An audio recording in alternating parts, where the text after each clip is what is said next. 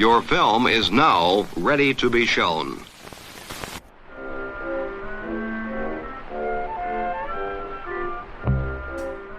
Good morning.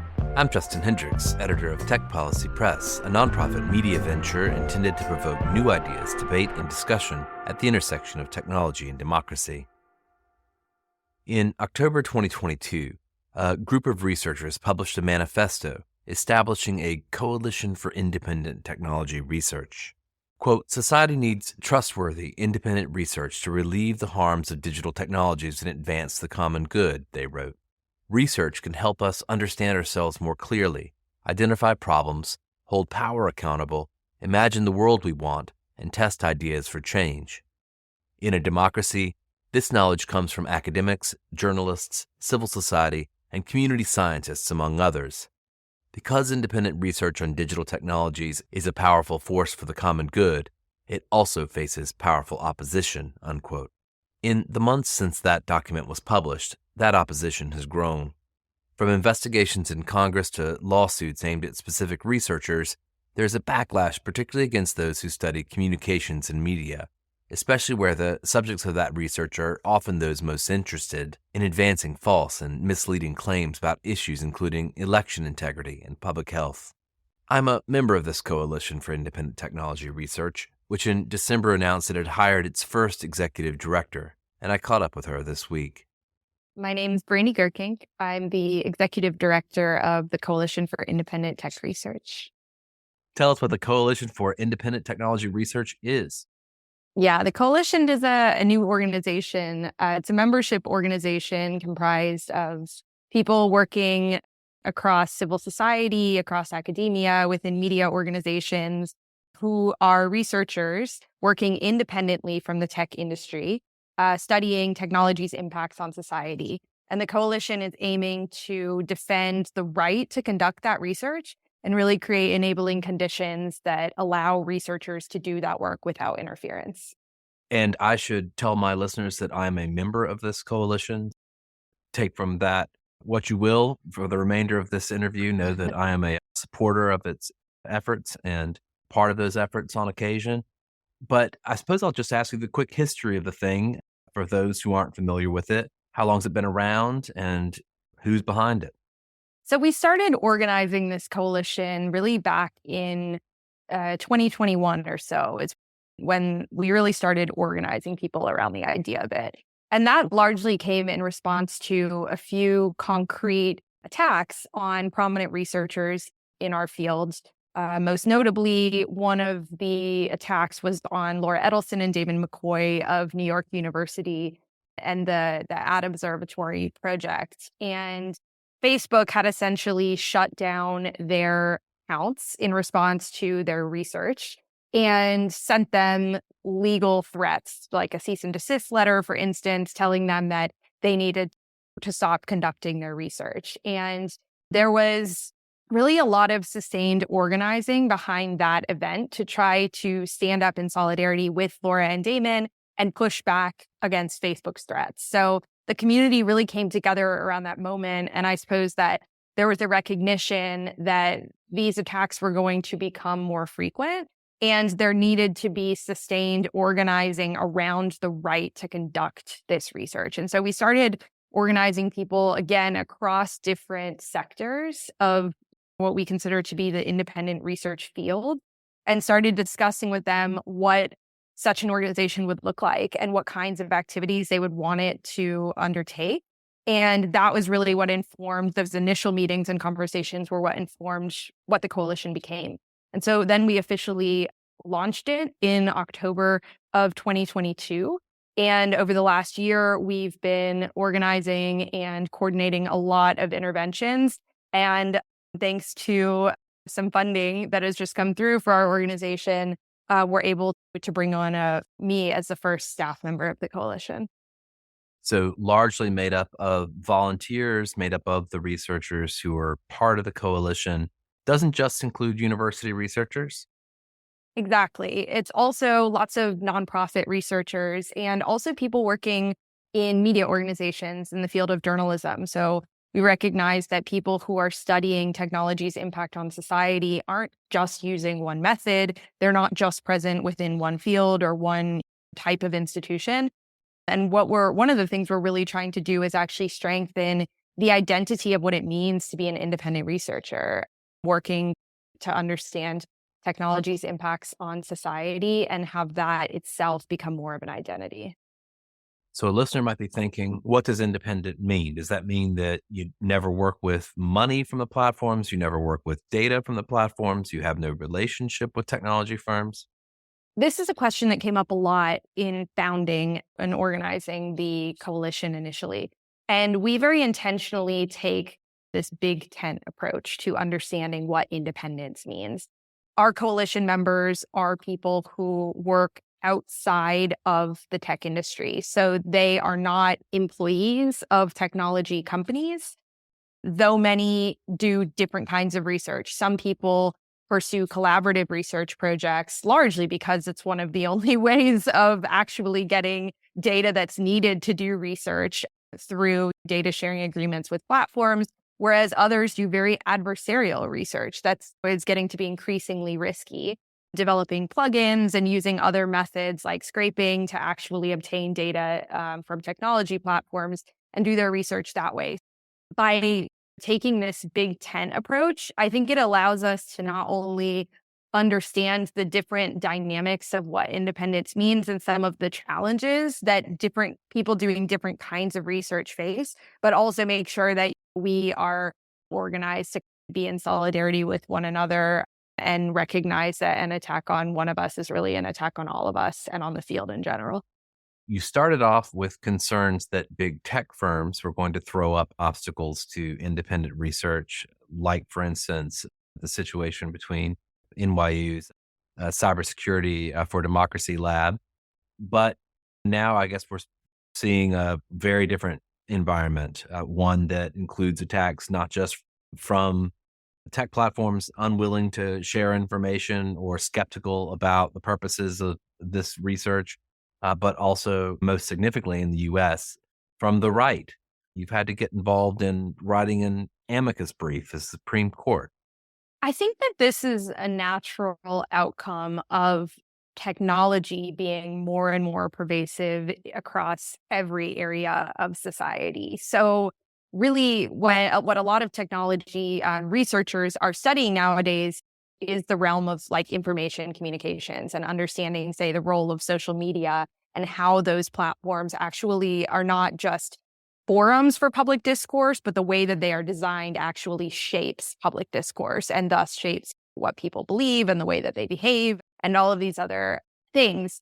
And so, as a result of that, the subjects of people's research are not only technology corporations, they're also political actors, say. They are different types of people who are involved in the information ecosystem, such as media organizations or activist groups. And as a result of that, we're seeing that attacks are not only coming from technology industry and the corporations themselves, but also the subjects of people's research. And so in the United States, as you alluded to, there has really been a concerted attack on disinformation researchers in particular, which is comprised of legislative harassment, threats that are within the legal realm, and lawsuits being filed against independent researchers. And so that is more of an evolution of some of the threats that we've been seeing. And it's really concerning to note that the technology industry is not the only place where these attacks are coming from, but it is often inclusive of political leaders and people within governments. This campaign has made some gains of late. Certainly, they've made some gains in the courts. They've advanced legislation as well. There has been an effort essentially to spread this campaign out into states. We've got attorney generals who are knocking on the doors of universities, et cetera. Can you just describe the scope of what you're seeing as you look across the membership? How many people are being targeted? What are the types of tactics that you're witnessing? One of the things that we're seeing is a weaponization of requests for information.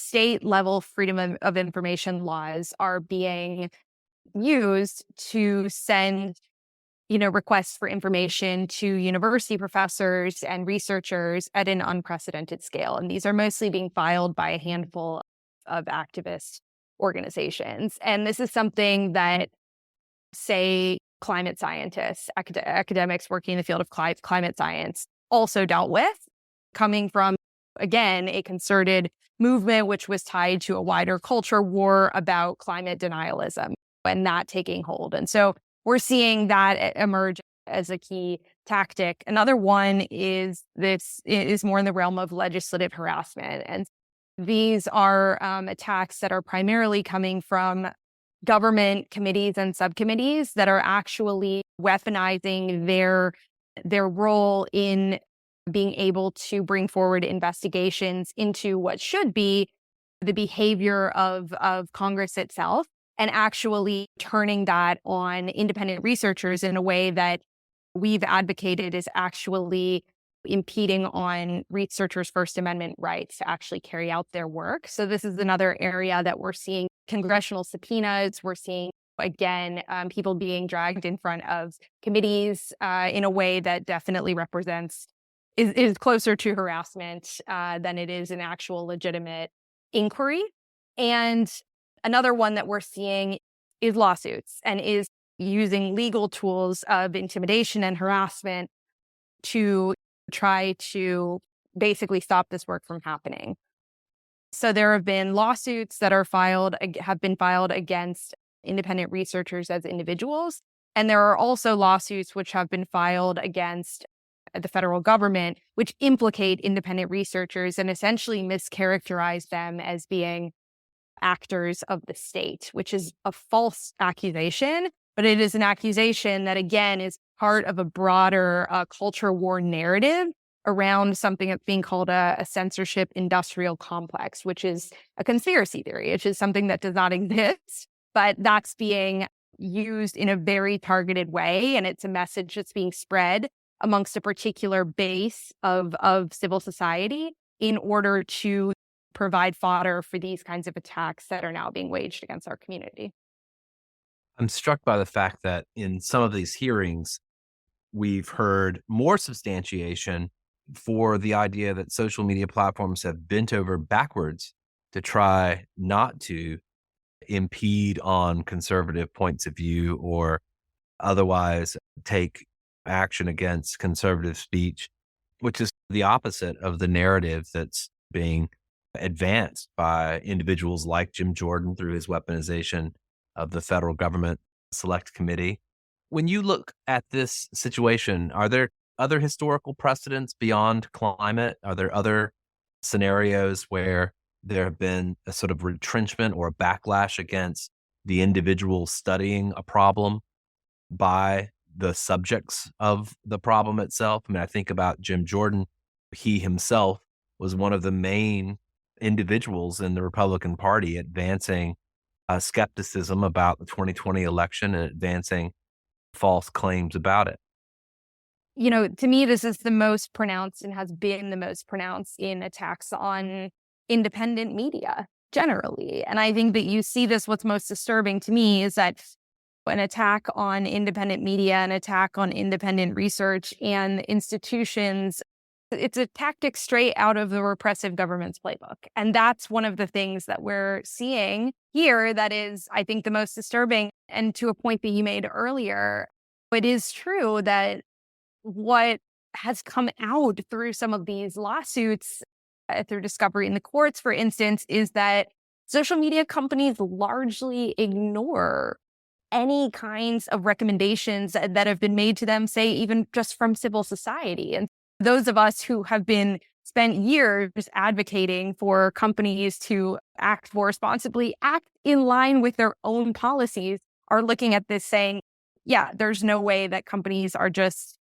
going with whatever lands in their inbox and is told to them. That's not actually what's happening here. Most disturbingly is that I think that there are very real concerns, and we wrote this in the amicus brief, about understanding the government's role in how it pressures private companies to behave and whether it pressures private companies to behave in a particular way. And what is most needed for that is independent research. And so the idea that the very institution of independent research and that practice is being attacked is actually very much counter to the efforts of this campaign in a way that leaves us a bit baffled. I do want to turn to that amicus brief, and Yeah. there are some points in it where you more or less agree with the plaintiffs in the case that has become Murthy v. Missouri, which will be decided, we assume, by the Supreme Court sometime this term by June. You say CITR agrees that there are real reasons to be concerned about the outsized influence that large technology companies have on our discourse. Such concerns are, in fact, a principal reason that CITR's members study social media companies and their impacts. You also agree that government actors may not, consistent with the First Amendment, threaten private parties in order to coerce them into suppressing or excluding disfavored speech. But the point here is that, as opposed in earlier claims, the court has essentially lumped a bunch of people together that perhaps don't deserve to be lumped together. There's a distinguishing necessary between independent researchers and perhaps people working in the White House or federal agencies.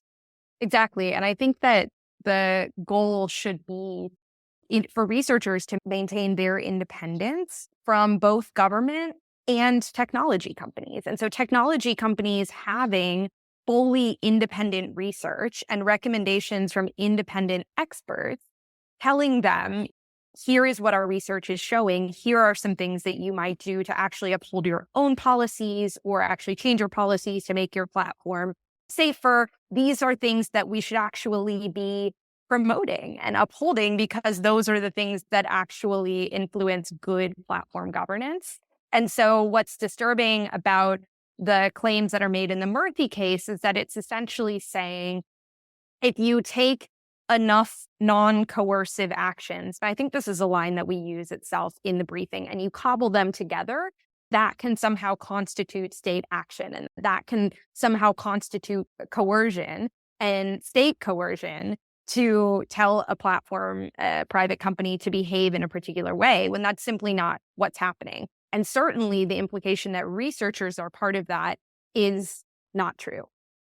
So there have already been results of this campaign, a chilling effect on federal government communication with the platforms. We've seen that in transparency reports, including from Meta, which I believe has, indicated that in some cases it has ceased communication with the federal government, even on foreign interference in elections.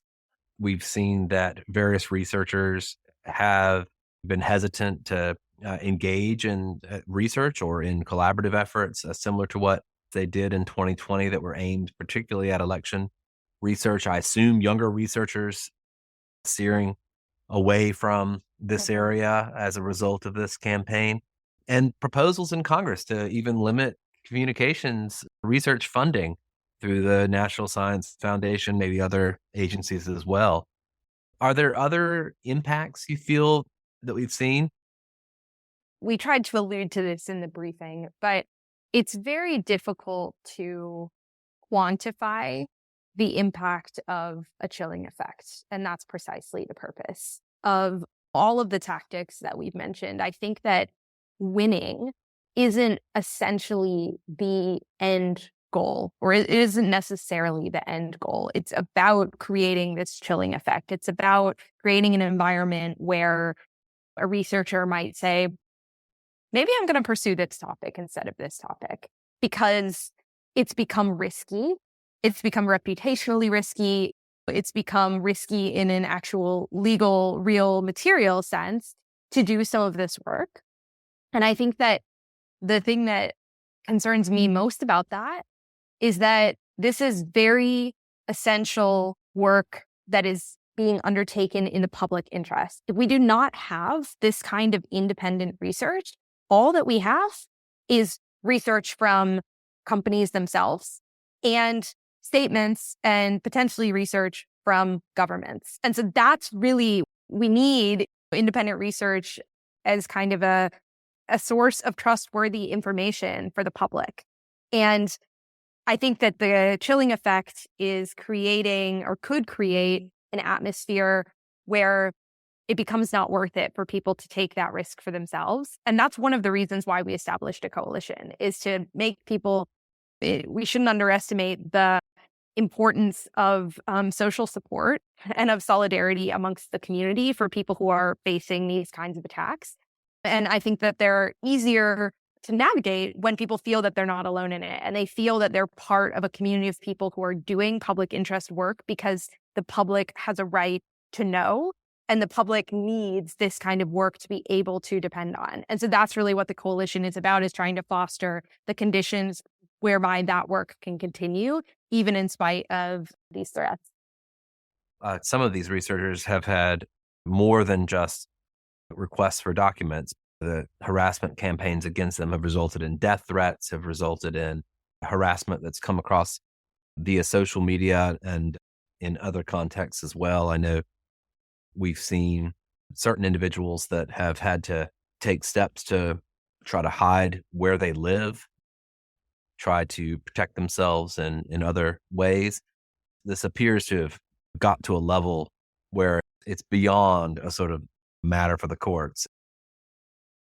Yeah. And I think that recognizing that this is part of a broader attack on institutions, which I think even goes broader than just the realm of independent tech research. There is a broader campaign to attack institutions that society and that democracy rely on. And this is very much a facet of that broader campaign and that broader attack. And the more that people understand that, I think the more that it helps. Of course, it doesn't make any of it better. I don't want to pretend that it does, but I think that it helps to be able to see that broader playbook and to understand that it's not about the individual, their credibility, their scientific rigor, all of that still very much remains, and that the community of support sees it and we recognize it and we admire it and we need it. I think the more that we can tell that to people who are under attack and who are facing these threats, then the more that we help to build resiliency and support. And I really want to raise up something you said earlier about junior scholars and younger researchers who see this, and particularly people who are, say, working within precarious working contracts and might not have visas to be able to stay and do this kind of work in the United States. Like, all of these personal factors influence the way that people go about their work. And I think that letting people know, really creating structures for people to feel supported and letting them know that the rest of the field has their back when these things go down is super important. And that's really what I'm committed to doing.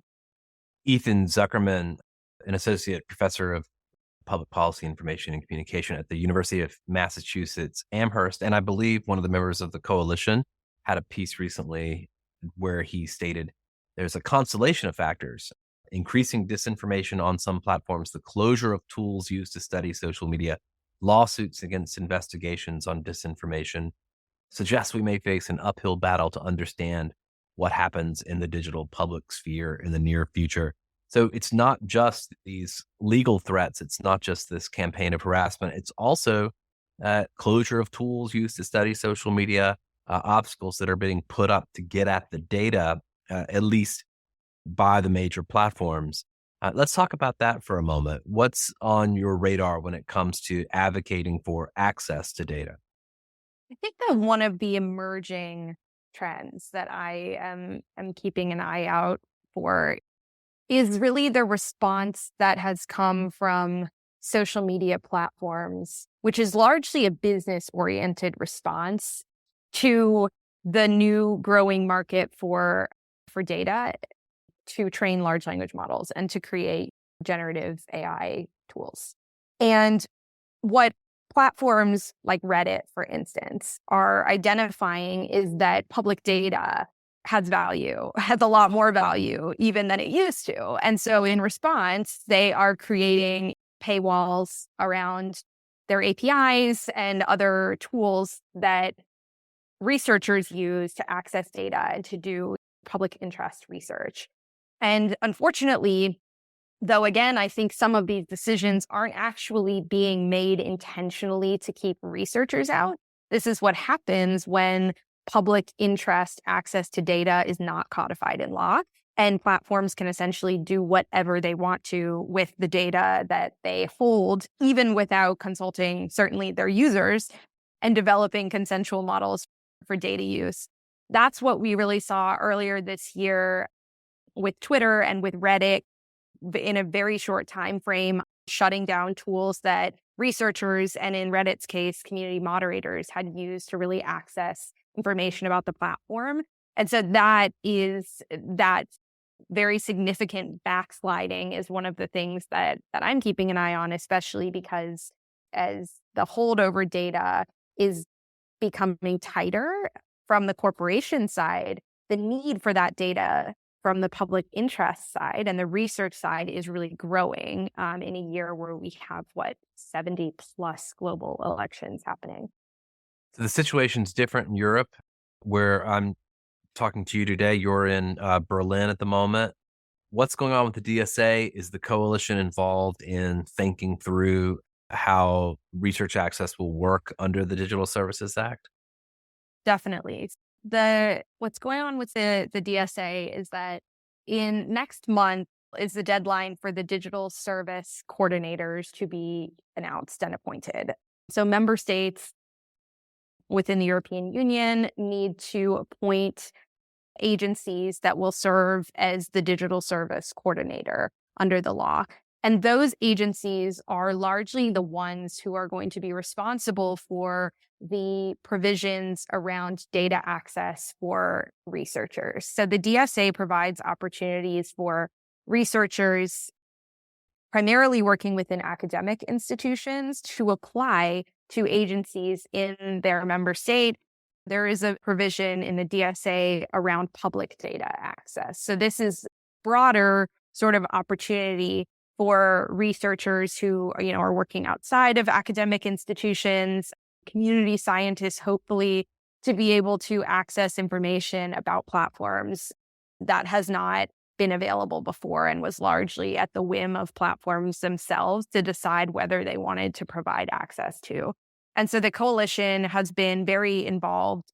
One of the things that we worked on was a policy filing, which we submitted jointly with several other organizations last summer, which was actually advocating for the kinds of data that should be made available under the public access data provision of the DSA. And so working together with researchers to really systematically look at what kind of data is needed, and then to write that up and submit it to the European Commission's call for information about what they put into the delegated act, which is the act that provides more information on how companies need to comply with the provisions under the Digital Services Act. So that's something that we have already worked on, and moving forward to other areas where we hope to be involved. One is in trying to really build bridges between the research community in Europe and the research community in the United States. And I think that many people are hoping that there's an opportunity for the DSA to provide broader data access than to just Europeans. And certainly in my reading of the Digital Services Act is that systemic risk in the European Union is something that can be studied by researchers anywhere, not just researchers in the European Union. And also that many systemic risks to the European Union may also relate to issues of public concern in the United States or in other countries around the world. So that's one area. And the other one is, this is a new project that we're working on to really look at what is promised in platforms' data access programs that they've largely come out with in response to the DSA versus what is actually available. So many platforms have put out new applications, new information about programs such as Meta's content library that researchers can apply to access. But there seems to be a gap between what is promised and what researchers actually have. For instance, I spoke about Reddit earlier, who's not subject to the DSA as a very large online platform, but they put out an application for increased API access, and virtually no researchers have heard back on their applications to apply for this kinds of access from Reddit. And so we're really looking at how can we audit not only the programs themselves and what they promise, but the reality. And I think that's going to be really important is for continued advocacy on compliance with the DSA and to really be able to speak to specifically what researchers have and ensure that a press release about the kind of program that they're releasing and rolling out is actually reflected in the reality that researchers have access to that data. I assume that right now, most of the members of the coalition are either in the US or in Europe. I know there are efforts abroad, including recently a project in Africa led by Research ICT Africa down in South Africa. Others, I assume, elsewhere in the world grow the network of independent researchers. Are you engaging with those types of activities? Are you global in ambition? Definitely global in ambition. Yeah, the coalition was really set up by a group of US based researchers, but whose research and whose network certainly in this space extend further. And I think that some of the attacks on independent researchers that are facing independent researchers in the field are more pronounced actually in places outside of the US and Europe. Just look, for instance, at the kinds of programs and policies that are made available around election integrity in the US and European countries versus the rest of the world. There have been multiple research projects that show that some of the worst impacts of technology hit harder in countries where the platforms pay less attention. And so that is something that we're definitely aware of and aiming to increase our global membership. And right now, I think you're right in that our members are primarily situated in the US and Europe. And most of our advocacy has focused on that area as such. But we definitely are globally minded in ambition and hope to do more. Let me ask you a question, which I assume relates slightly to the ambition for the coalition, but also maybe back to some of these threats against independent researchers. And that's about the universities themselves. This is a coalition of independent researchers who join as individuals often or representing their labs. What role do the universities play? Are there ways in which we're advocating for this type of research or for researchers with universities as well? Are they one of the actors that you're involved in hoping to try to influence? Definitely. I think that a lot of researchers, the dynamics that they face in pursuing their research, largely some of those dynamics are within their control and some of them are not. So that is true whether you're working at a media organization, you're working in a newsroom, you're working for a nonprofit, you're working for a university. Universities, I think, are unique in some ways. One of the ones that comes to mind is that they're huge. And universities, many of the universities that our coalition members from academia are working within, they are really institutions of knowledge, which means that they are also have lots of other competing interests, areas of inquiry. And so they're massive in their own right. But in any case, I think what's true for almost all of the researchers, maybe with the exception of folks doing citizen or community science, is that the conditions in which their research can thrive or their research can be inhibited are conditions that have internal implications to their institution as well as external ones. And so trying to focus on how we can take a holistic view for independent researchers of the conditions that make their work easier or make their work harder is going to be really important. And we focused a lot of our energy on looking at the outside conditions because those also factor into one another, right? So if a tech company is putting pressure on an individual researcher, then that influences, and the narratives that they might use to wage that attack are going to influence the way that researcher's boss or that researcher's dean or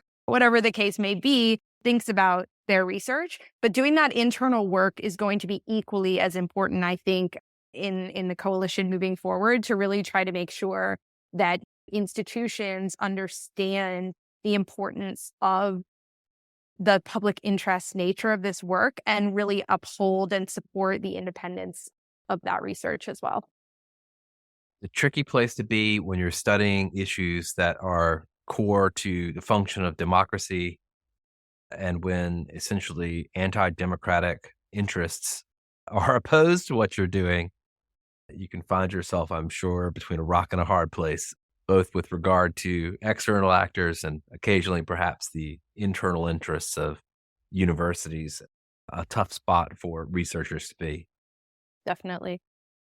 So what's next? You just got this new job. You've got to set priorities for this organization. What are you going to work on in 2024? So one of the things I plan to work on in 2024 is really listening and working together with coalition members on helping to influence the priorities of the organization. And I largely see our work so far and into the near future as falling into three sort of areas. One of them is really providing kind of crisis response support for independent researchers who are facing some of the attacks that we've spoke about today. And so that can mean connecting people to legal support and providing referrals to ensure that they get that support, but also helping with doing solidarity campaigns and calls for mutual aid within the community. And the second area is really in the realm of advocacy. And so one of the things the coalition aims to do is develop an advocacy portfolio that can be conducted jointly with our members on areas which are really right now largely taking people away from doing their public interest research. So things like access to data. To be frank, that should just be a right. That should already exist. And the fact that many researchers and research institutions are having to take so much time away from their actual research to do policy filings, to advocate for the basic to access information that is needed to do their work in the first place is something that I hope with the coalition stepping in and being able to coordinate a lot of that advocacy can benefit the sector as a whole and allow a lot of the individual organizations who have been carrying that work to focus on doing public interest research. And then the third area is really in strategic comms. So I think that as communities come under attack, I think especially in the nonprofit space and really anybody doing public interest work, the need to be really clear to policymakers, to the public, even to corporate actors about the work that you do and the value of that work, as well as the barriers that people doing it face, becomes even more important. And so really, I think that in the realm of public interest research, it's a bit difficult because the researchers who are doing this work, as I mentioned, are working across different sectors. And so really trying to have a unified story around the value of independent tech research and its importance is something that I'm thinking a lot about.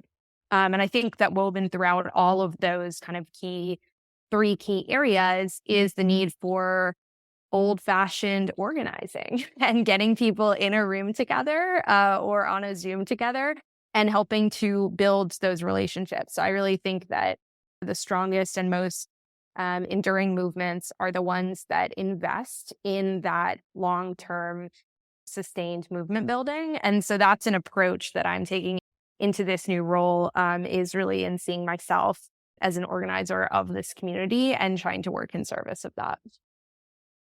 I look forward to, in my small way, being involved in those efforts, and a lot for one person. There are probably some folks listening to this who are wondering, how can I get involved? I might be someone who meets your membership criteria, where would they go to do that? Sure. So our website is independenttechresearch.org.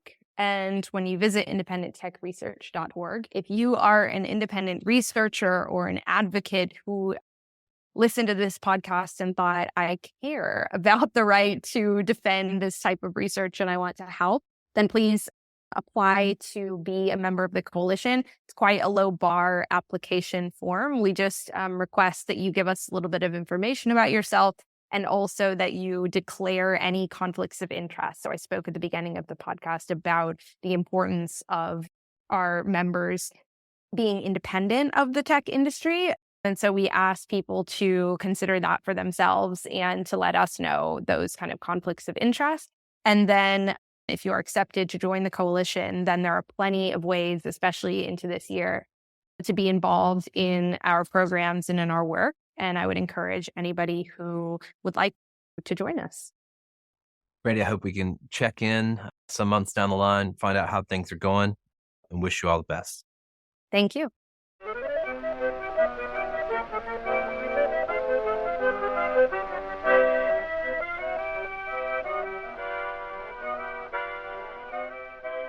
That's it for this episode. I hope you'll send your feedback. You could write to me at justin@techpolicy.press. Thanks to my co-founder, Brian Jones, and thank you for listening.